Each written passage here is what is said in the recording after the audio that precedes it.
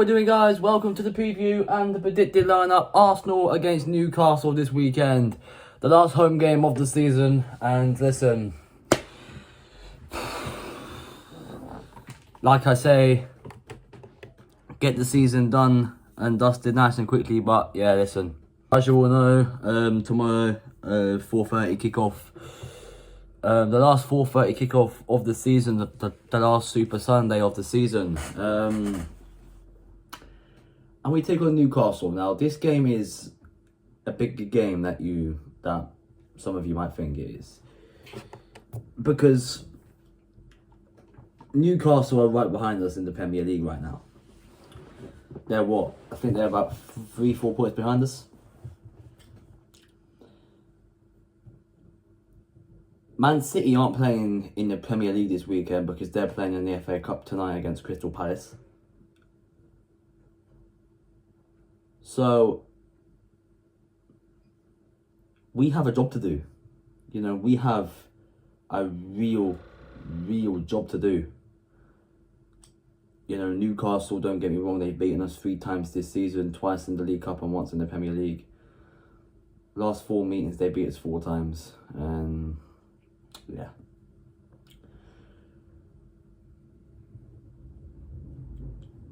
We have a statement to make against them, let's just say that. Obviously, you know, you never know what kind of Arsenal team turns up. You know, it can be a very good Arsenal team, and then it can be a very shite Arsenal team. But yeah, listen, I'm not expecting us to go out there and play the first half we did against Liverpool. I say we're going to be on it. I say we're going to be on the game from minute 1 to minute 90, and that's what we have to do, you know. If I'm honest with you, you know, we can't let the likes of Anthony Gordon and Jacob Murphy and even Alexander Isak run through our defence like they did in them 2 semi-final games. Because those 2 semi-finals really pissed me off. The way the way that we went into it, the way we went out of it, you know, the way we approached the game, you know, the outcome of the game. Everything about it pissed me off. And, you know, all we need to do is win, and we're guaranteed 2nd place.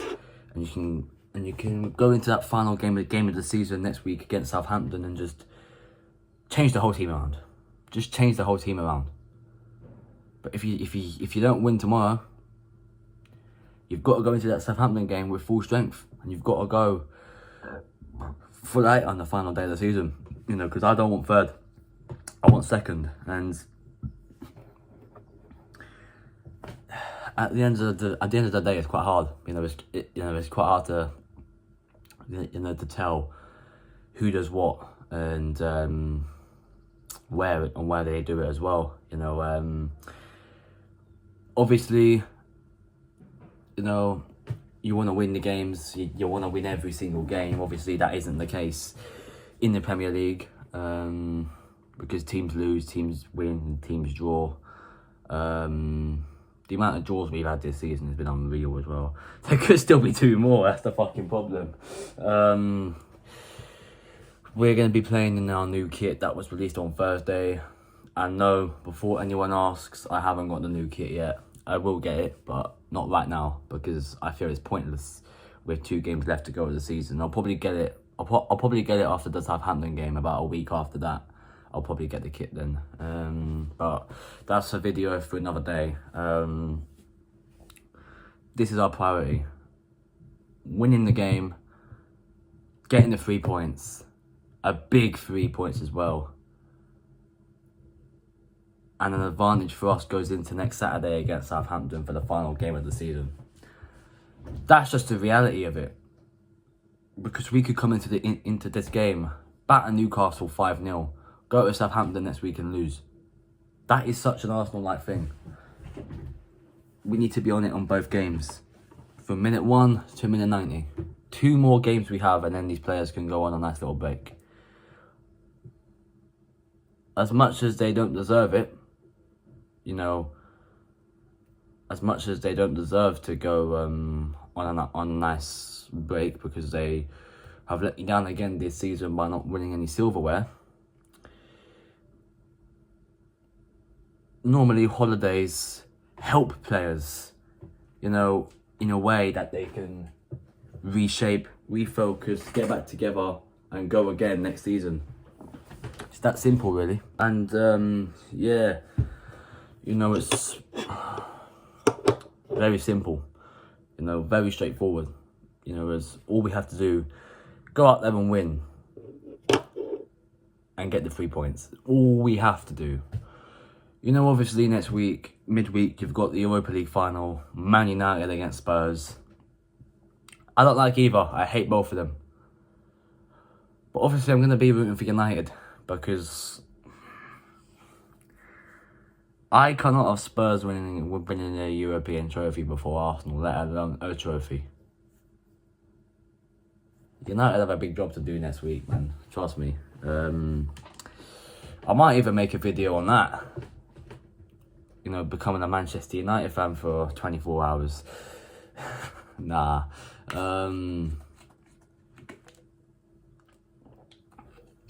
We just got to focus on ourselves. You know, we just got to, you know, keep going and see what happens. At the end of the day, you know, we just can't be stupid. We can't do anything stupid. You know, because that first half against Liverpool was abysmal. That first half was absolutely abysmal against Liverpool. Second half, we come out and looked really good. Like I said, we should have won the game. What I mean by that is the amount of chances, the amount of chances that we had in the game.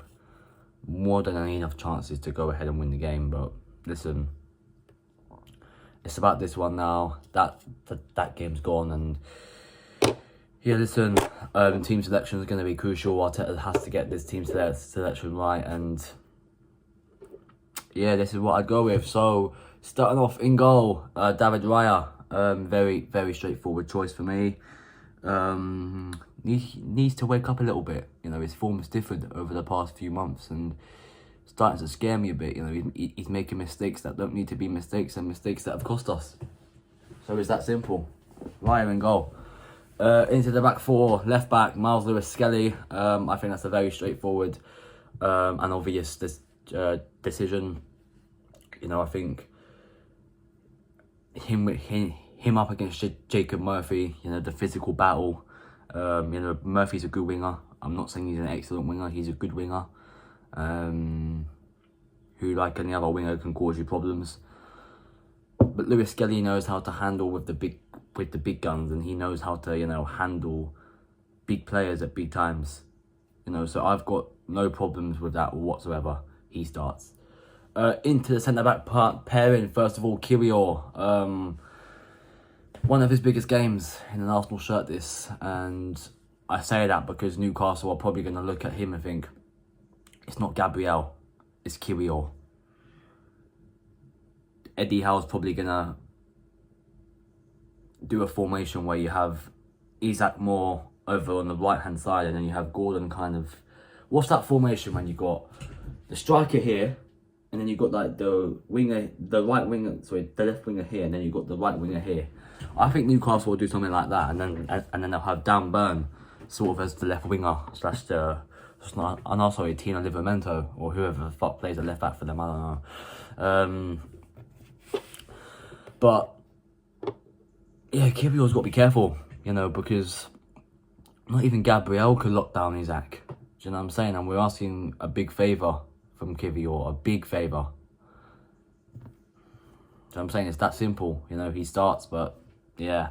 Next to him, William Saliba, again, just like David Raya, has been a bit shaky since Gabriel's gone out injured, and doesn't look the same since Gabriel's been injured. You know, still a top defender, don't get me wrong, but yeah, it's just straight simple for me. And right back, Ben White, I feel he will keep his place in the team. It's not me kicking out Timber because he's done anything wrong. I just think Timber, he's not 100% fit, and after the reports I've been reading and stuff and whatever, Ben White's going to start at the weekend. So yeah, straightforward that one for me. Into the midfield, first of all, Thomas Partey. Whether he'll be here next season is another question. But he's here now. He's available now, and he plays for us now, so he starts in this game. Very straightforward. Just in front of him, I'll bring back in Declan Rice. Back in training, got no problem with him whatsoever. Missed him against Liverpool. You know, could do with him in this kind of game. That is very straightforward. Declan Rice starts for me. Into the attacking three on the left hand side, Trossard. I'd move Trossard to the left side because it seems as whenever he's starting, he's better on the left than he is up front or on the right, wherever he plays.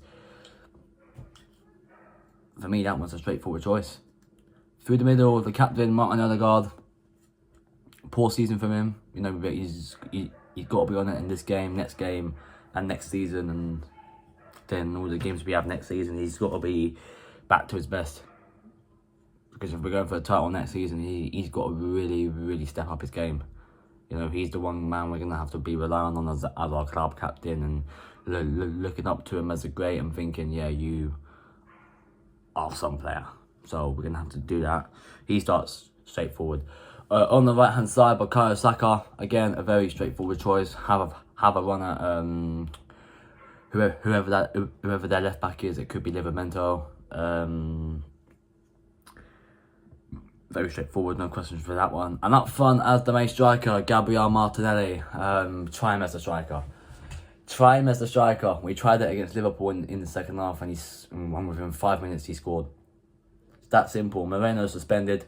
You know, I'm hearing Kai Havertz is actually back in full first team training, but whether he'll be involved in the squad is another question. So, even if he is, you know, I wouldn't start him in this. You know, I'd put Martinelli up top. I'd have Trossard, Odegaard, Saka, and then Martinelli through the middle. I think Martinelli is a striker. He's an in-out striker.